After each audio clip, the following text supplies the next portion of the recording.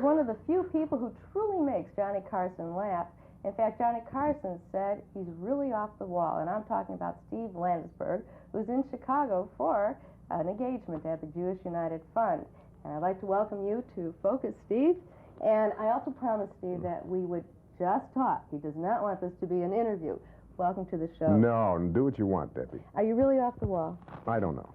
Those things, you know, like wry and off the wall are things that I don't think about. I just do it. Yeah, wry, dry humor. Like I say, America is not sitting there going, boy, this guy is wry. You know, that's not, you know, it's just, you just do it. I don't analyze what I do. I'm doing the same thing I do with my friends. Which is? What do you do with your friends? Well, no, I mean, what I'm doing on stage now is what I used to do in the street with my friends. I'd fool around, do characters, do people that we knew. Mm-hmm. But I never said, my friends said, you know, you're wry, you're, you know, stuff like that. You know, I've watched Barney Miller several times. I think beyond the writing, as good as it is, there's really an infectious chemistry between the actors. Is that true? I mean, you just seem like good friends. You enjoyed working together. Yeah, it is good acting, I think. I think everybody on the show was good. Mm. And after a while, it's home. You're not acting. Yeah. If you're acting, you're in trouble. It's got to be real. And I hung around the police station. I don't think anybody else did, but I used to go back to New York and hang around in the 6th precinct in the Village, because we were set in Greenwich Village, so I hung around with the guys. And it was a lot like the show. Yeah. They were funny, too. I met some real funny cops. One guy in particular I used to call if there was a police problem, something that I wasn't sure. Now, Barney had an advisor. They had a guy. But if there was something that I wasn't sure of, I said, why should I call the writers who wrote it in the first place? I would get on the tie line on the wall and call my friend Sal at the precinct. I said, would you say this? Yeah. You know, would you do this? Did you ever change the script? Sometimes, yeah. Sometimes he said, yeah, that's right. And sometimes, you know, you're supposed to bring someone and everybody gets handcuffs if you arrest someone. But a cop's going to use his judgment. I mean, if it's a little old lady, he's not going to. I mean, legally, he's supposed to put handcuffs on. Shoplifter, lady I was supposed to fall in love with, who later had amnesia. She was shoplifting. And I said to Sal, I said, would you bring her in handcuffs? He said, well, first of all, we wouldn't go out on shoplifting. You know, but we took a little license because we wouldn't have a show otherwise. Barney, if there's a disturbance, generally that would be a uniform. But in order to have a show, we'd go out on it. You know. Did you ever go the distance? Did you actually spend a night in jail? No, I was a cop. No, I know, but to understand the Well, no, actually, I was arrested. No, you don't have to spend a night in jail. I did what a detective would do. I hung around with the cops. Although there was one show where I was put in jail for being part of an anti-nuke disturbance. You know, but that was only a matter of, I don't even remember how long I was in. Well, my first Barney, I was in jail. But I didn't have time to think about it. I was a crook. I was a con man pretending to be a priest. That's how I got, no, I was a guest. That's how I got the job, which was, that was a great week because every time I see the rerun, I remember that was what did it for So me. Basically that was your audition? It was, yeah, because Danny had seen me on another show, the Paul Sand show, Friends and Lovers, where I played a Viennese violinist. And then I got a call from him. And I hadn't seen the show, but I heard it was terrific, because ordinarily, even in those days when I had no money at all, I would want to see a script. Now, especially, but I would never do anything blind, you know. Yes. And I said to him on the phone, I said, do you have a script? He went, no. And I took a beat, and I said, okay. No, but they didn't have, Barney never had a lot of writers, because Danny was such a perfectionist, he didn't hire a lot of people. As wonderful as it was, as much fun as you had, what was really unfortunate is your father never lived to see you on Barney Miller. He didn't see me on Barney Miller. He didn't see me when I really made it big. He left me an allowance. I mean, that's how, you know, he was worried about me. No, really, when people would come down to Florida, he would say, you know, take care of my son, watch out for him, because he really worried about me. Even though I was I was making a living at that point. But you never knew, you know, when's the phone going to ring? You don't know. But no, he saw me do the Carson show. He saw me do the Douglas show. He saw me do the Griffin show. He saw me on the Bobby Darin Summer show, the Paul Sand show, but nothing that ever lasted a long time. And Barney was the thing. I think he would have loved it because he did get a kick out of being recognized. Even then, the recognition factor was nothing compared to what it became a couple of years later or now. But so he got a kick out of that. He got a kick out of. Am I used to? Yeah, the recognition factor. Yeah. How do you respond to it? I noticed that I saw you at the University of Chicago, and afterwards all the college kids are coming up to you, and it's really exciting. How do you respond to it? Well, it depends on the people. Generally, I like it. I like talking to people, and I go all over the country, so I meet people. I live in New York, so I'm walking around the city and talking to people. When I'm in California, I'm in my car, so you don't see any people in California. But generally, I like it. I like talking to people, and I like praise. You know, I like people telling me how good I am. Every once in a while, you're going to meet somebody that you don't like. It's just, it's inevitable. You're going to meet some obnoxious people. You know, it's going to happen, and then you're going to go, oh, no. But that's it. That's like life. It's not all good, you know. Overall, I like it, though. Good. Have you ever bombed? Are you kidding? Have I ever bombed? Many times, many times. But pain becomes funny afterwards. Yes. We talk about it. One of my best bombs was right here. One of my early bombs, the Sand and Gravel Convention at Mr. Kelly's, which is now a restaurant called Sweetwater's. And I died I had just gotten off a great Tonight Show, my second Tonight Show, where I killed him. I mean, I did a crazy German psychiatrist and a patient. And that got me to Hollywood, to the Bobby Darin Summer Show. They hired me as the NBC psychiatrist. So I came to Chicago and opened for O.C. Smith and Mr. Kelly's. And O.C., you say, Steve, how's your soul? That was hey, Steve, how's your soul? And the guy that hired me at Kelly's had seen me at a club in New York called Upstairs at the Downstairs, where I had a great night. He saw me do a great show. So I go out in front of the Sand and Gravel Convention, and I died. I'm in death. How'd you resurrect yourself? Well, it's good for you, really, because rejection and pain, you know, that's part of this business. So if you can handle it, and stand up. I mean, what's worse than that? You go up there, especially in the beginning. Luckily, I started off well, and then I get my share of bombs, and then you either quit or you go straight ahead, you know. Is there a different energy in going on television, being funny with a script, or even with Johnny Carson doing something like this, and stand up? Yeah. Well, Carson is you're sitting down, but you could do. There's an electricity with Carson more than any other talk show, because I've done them all. I mean, I just did one in London. I did a chat show, as they say. And the host said, "You creased me, absolutely creased me." I love their expressions. You absolutely creased me. But Carson's wonderful. He's the best, I think, having done everybody. It's like the World Series. There's electricity out there, so it gets you up. I don't feel funny in the car. I don't feel funny in makeup. Before the show, I'll talk to Carson. But when I get out there, it happens. It's the audience, you know, and Carson, and a combination. When you're doing something like Barney Miller, there's a different energy because you're doing life. There is an energy in life, I mean, you know, but it depends on what you're doing, what the particular scene is. You might be just, if you're hanging around a coffee, it might be very low-key. It depends on what you're doing. Or you're interrogating somebody. You know, you might be subtle or you might be tough. I don't know. Oh, yeah, there's just certain days you probably just don't feel like being funny. You don't feel like going on stage. You said during one of your skits that after Barney Miller, your girlfriend walked out on you. How do you muster up the energy to go on stage and be funny again? Well, I've had worse things happen to me, serious problems. I mean, I'm very serious. That you know, I'm talking horror stories, where going on stage was like a tremendous release. You just put your head, because you can't carry around tragedy with you all the time. You have to, otherwise you'll get sick. You just can't do it. And so, well, people go to work. I mean, something wrong at home, they'll go do their 8 hours, and then they'll go back to it. So I go out and I do my show. And the minute I walk into whatever the facility is, I'm surrounded by people who are, maybe I'm working for those people, or the people who are coming up and recognizing me. So you can't say, hey, I got problems. You got to put aside the problem for that moment, and sometimes you do your best work, because you just want to get a little happiness in your life, you know. But as far as the girl, that wasn't that was sad, but it wasn't like we were on our way out anyway. You know, it was just a matter of time. So you use it. You use it on just the way I use Sand and Gravel, the bombing at Mr. Kelly's. you use the girl leaving you, and it becomes funny. Oh, you had some great cat lines. All true, too. I love one cat, and the other one's a total moron, a retarded cat. But she left me both of them. So I got the retard and the wonderful the cat that I love, and I miss him. I never knew I'd fall in love with a cat. It's all true. I'm going to see him tomorrow. I imagine when you're on the road, it can get really lonely. Well, I spend more time in New York, and the cats are in California. They live better than people, actually, most people. Steve, what's your idea? And this isn't a comment, but what's your idea? Yeah? What's your idea of Are a you perfect... single, Debbie? Yes, I am. What's your idea of a perfect date? I mean, how do you romance a woman? I don't know what a perfect date is. Like perfect anything. When you have a good time with someone, when you really enjoy. If you're lucky enough to fall in love, that's a better date. But I mean, just having a good time and being comfortable and enjoying yourself, like anything else. If you wouldn't mind performing, how about a country singer? Jewish country singer is something that I was in Nashville, and I did a college convention, and I went to the Country Music Hall of Fame and did not see one Jewish country singer. And it's very unlikely you'll ever hear a guy go, "She left me, she took the tractor."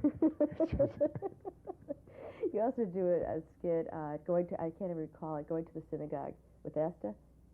Oh, no, that's Southern Jews. That's true. But this is all true. I mean, growing up in New York City, I had no idea there were Jews all over America. Mm-hmm. It's true, and the idea of Southern Jews is, they're out there. I've met them. This is true. I've met people, but I just cannot picture someone during the high holidays going, "Essie, y'all going to temple or what?" God's sake, it's late. It's almost a year and tear. Oh, don't give me that. You're always late. You late last week for the Hadassah? Wonderful. Yeah, have you ever tried a Martian, a Jewish Martian? No, I'll think about it, though, Debbie. I'll put it in my... Yes. That's an idea, though. I like that. Yeah, that's one I never heard. That's an interesting idea. Yeah. Now, that's... you want me to A work on it? little bit more nasal, yes. Oh, that's right. I didn't even think of that. Yeah, you could... Shall we go into eat? I don't know. How about a hockey player? What are you? Hockey players, true. There are certain things you don't picture Jews doing. Hockey players. How many Jewish? I'm not a big hockey fan, but I know there's not too many guys. Oh, Marcel gave me such a smack. He high-sticked me. I was on the ice like a seal. You know, you don't hear too much of that. Is what you're doing more cultural, or does it come from a childhood of being around a lot of Jewish people, growing up? But in I New do York? the world. I don't. I mean, you've hit on Jews, but if you go over, I'm not going to sit and count. Mm-hmm. But I've done everybody. I do whatever hits me at the moment. Jews tend to hit me a lot, but I do black. This is a true story. I'm going up Broadway after a play about a month ago. 11:30 at night. Midnight, and he's past these black kids, and they spot me, and I walk past them, and the kid looks at me and says, "Steve Landesberg, talk like a black man." And I started to laugh, and the person I was with started to laugh, and the kids come up one day and say, "Oh, give me an autograph," and then one guy says, "Please talk like a black man." So I mean, it's, and then you get the other side of the coin. So what are you saying about the Jews? What do you mean? What am I saying about the Jews? Well, I'm Jewish, so I don't like what you said about the Jews. Well, what don't you like? And there's no answer. Because there are people that, and a very small minority, by the way. I've been doing television for 13 years. So I've reached millions of people. I've also live in front of thousands of people. Very few complain. One hate letter in 13 years, which is not a lot. And doing something wrong. No, one hate letter, I figure the person's a moron. That's hate is No, moron. you haven't gotten more. No, I haven't done any wrong. Most people know I'm not. There's nothing wrong with what you just asked me to do. It's just it's a point of view. It's the way I actually think. It's universal humor. It's like Chagall said he was a universal artist. Well, but the truth is that humor is very personal. Some of it's universal. I mean, we've all had, every comedian that I know, I mean, we've all had the experience where someone would, because I started with a lot of people. I mean, it was me and Brenner and Jimmy Walker and then Richard Lewis later, and a lot of guys who became writers, very funny people who started out performing and ended up as writers. But we had a lot of good people when I was working at the Improv in New York, and people would come up to me and say, "Hey, your friend isn't funny." So I'd say, "Okay," because there's no argument. If they say he's not funny, he's not. And I know that people were saying to my friend, "Hey, Landesberg isn't funny." So what? You know, it's just that you don't get everybody. That's what happens when you go out and you bomb. And you always wonder, do they come in the same bus? I mean, how come last night was so great and tonight they're all not laughing? I think that happens in the theater, too, where people would take the same buses home after a Broadway show and say, how was it for you tonight? And they say, wasn't that... It's very strange. You know? It's almost like it's another... But comedy is totally personal. I mean, people can say so-and-so is hysterical, and you go... I can look at people objectively and say, I may not laugh, but I say, I know why that person's funny. Some people can't do that. Who are some of your personal favorites, comedians? Oh, if I go back to my... I'll tell you who kills me, and I watch... a lot of actors make me laugh. Right? I have become a giant Taxi fan. Danny DeVito puts me away. When I watch Barney, Ron Carey kills me. Ron Carey also kills me in life. Now, he was a stand-up at the Improv before I was there.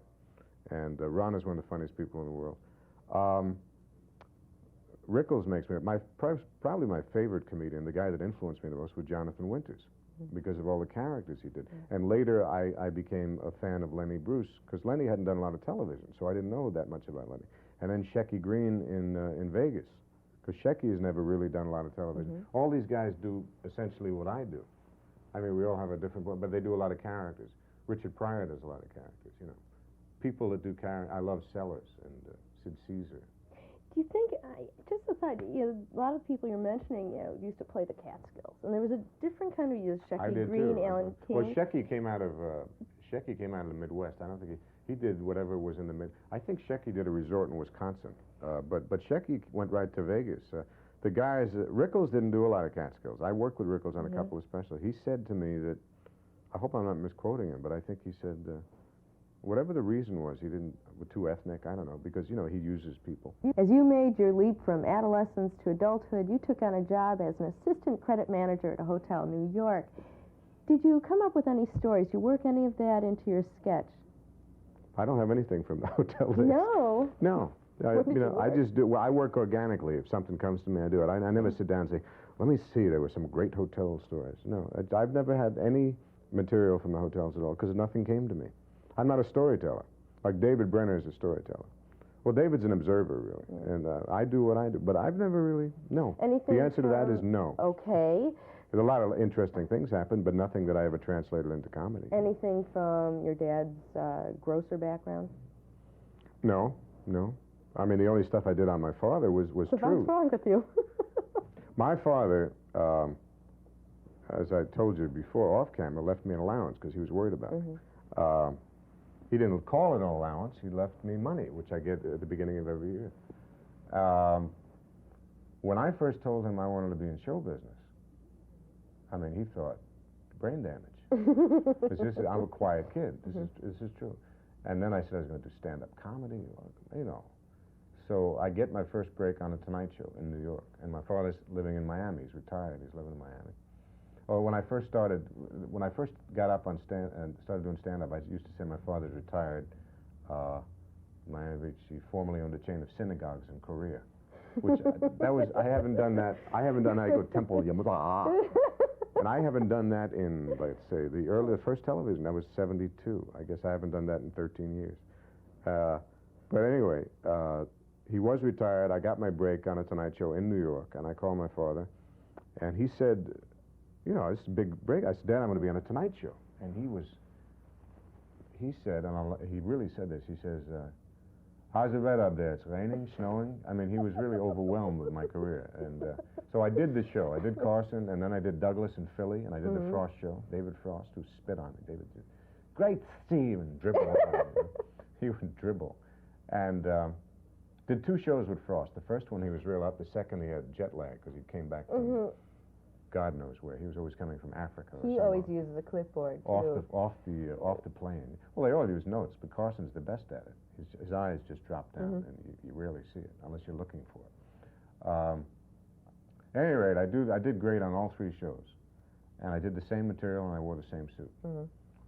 And my father had nothing to say about what I did, because I don't think he was really... In those days, I was doing long pieces, and I did... It was like a sketch. And... you know, my father would have liked, if I would have told a joke, he would have been more into what I was doing. But at any rate, he said, I wore the same suit, did the same thing. What's the matter? Why are you wearing the same suit? Because he really believed that everybody in America was like him, waiting for me to come on television. There's some guy in Little Rock sitting there going, I don't believe this. There's Landesberg again wearing the same damn suit. Wake up the kids, honey, I want them to see this. Bubba Lee, Bobby Joe Billy, it's history. Come on in there. So that came out of reality. That's basically true. Well, how did you emerge from this quiet little kid? You're obviously not. Just stop being quiet. You know, what happens is you're closet funny. Maybe you're funny with, when you're real comfortable with people, you're funny with certain people.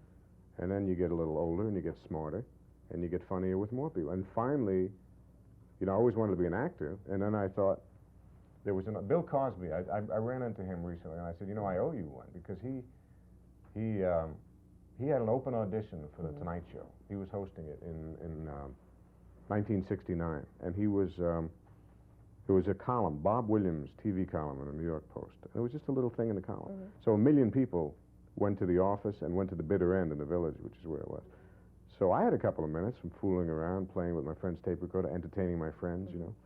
So I said, I got to get up. And I never thought of myself as stand-up because I didn't do jokes. I did characters and stuff. And, so I got up at the bitter end after everybody. It was about 3 days. People were supposed to do 3 minutes, and they'd do, you know, they would do 10 minutes and 8 minutes.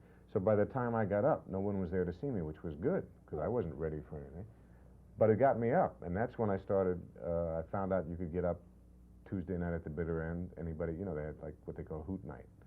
So I auditioned for the bitter end, and I did my bit. Then I auditioned across the street at the Village Gate, which was the top of the gate, did the same bit. Then I met some people, took me up to the Improv, did the same bit.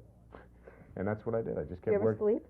Oh, I got plenty of sleep. And then I finally quit working, and I joined a comedy group, an improv group. And Brenner directed us for a while. We were called the New York City Stickball Team, because I really wanted to work with people. So when I saw these good people, I did both for a while. I did stand-up and the group. Then I stopped doing stand-up. And Brenner directed us, Robert Klein directed us at one point, and Peter Boyle directed us at one point. That was just before Peter became a star with the movie Joe. And we did 3 Cavett shows and the Sullivan Show. We died on the Sullivan Show. And it was one of the last live Sullivan shows, so we didn't get to see it, fortunately. It died too. So then I went back to doing stand-up. I left the group and went back to doing stand-up. You just mentioned the New York Post. I understand you're an avid reader. You read every publication in the world. Do you ever read the tabloids? I read a lot of newspapers, especially when I'm flying all the time. So you really get a chance to catch up, unless you're lucky and you meet someone you want to talk to, which is even better. But I've been lucky the last couple of weeks. I've had some good people to talk to on long trips. But I love to read, and that's when you're on a plane, you just zero in. And when you read, let's say you read your name, is there, whether it's good or bad, how does it affect you? And when you read it, can you sit back? And I can sit back, even if it's great. I like it, but that's it. It's over, you know. And if somebody hits you, it depends on what they say. A lot of times they're wrong, not because they don't like me, but because they've reported wrong. Have you ever made a scandal sheet? The tabloids? Yeah, but nothing. It was with this lady that I broke up with, and we didn't. They just treated it like an interview. They interviewed her, and they took a picture, and there was no scandal or anything. They just treated it like an ordinary. I refused to do the interview. A guy called me on the set. And they were always English or Australian, you know, and they were always in Florida. I heard you're going in San. I'd like to interview him. I said, well, who told you? Not that it was a big secret, but I was just curious. When the guy was from whatever he was, from the Inquirer or the Star. Well, who told you this? Well, I'm not from WJUF. Well, then I won't tell you who thinks. Well, then he told her that if he didn't interview her, they would print something anyway. So she did an interview, and then I took a picture, and that was Who it. knows, next there was step no may be scandal. Robin Leach and Lifestyles of Rich and I was caught in a motel with a duck once, but that's another story. You get lonely on the road, you know. It's lonely on the road. You know? I also understand you love to see all kinds of movies. What is your favorite? Oh, I don't have any. I mean, I guess favorites are the ones you watch over and over again when they're on television. Any? Yeah, I always watch It's a Wonderful Life. I love On the Water. I love early Brando. I love Maltese Falcon was on last week. I watched. I love Cagney, White Heat, Jimmy Stewart. I have a lot of favorites. Would you want to be in a movie? I watched The Verdict a lot lately. Newman. Every time that picture's on, I watch. I'd love to be in the movies. I'd love to get a good script, but I'm not. Whether it's a movie or another television series or a play, it would just have to be something that I want to do. Otherwise, I won't do it. I'm that stubborn and stupid. Maybe you know, sometimes you say, well, gee, you know, you're not doing it. You might, of course, I act when I do my stand-up. I also do a lot of commercials around the country, regional stuff. Cheetos. Well, that was national. I do a lot of regional stuff that you'll never see. But I got about 6 of them running in different parts of the country right now, which is lucky for me. And but I do miss acting. I'd like to get a good script now. You know, really, I really You can would. use my notes that No, I had. I do. I'd like to do it, but I really don't want to do something that's not that good. You'd also said, well, it's called being selective. I think Yeah, that's it's true. okay. Maybe I'm too selective. I don't know. Oh. But that's the way I feel. I might change my mind after another 20 years, you know. That's your pride. I'd also heard that you had said you just love lyricists. Have you ever written songs? I write funny lyrics. That's a lead into, we're running out of time. I'll give you a quick lyric. I joined ASCAP because I had done a special and the lady said, did you write The Fastest Gun in the West? And I built a railroad for my damn self, so I laughed. Turned out that I was writing a song. I was writing a comedy bit. So I do a lot of Barry White lyrics. I say, oh, baby, come on over here, baby. Love you, baby. Right on, right on. You know, get on over here and pour some syrup on me, baby. You know. So I get money when I do that on television. That's the kind of lyrics I write. You ever get any royalties for them? Yeah. No, I have. I did. I got a lot of money for that stuff, which is another big surprise. Steve Landesberg, it's been a pleasure having you with us today, and I must say, you just simply creased me. And for Focus, I'm Deborah Palmer.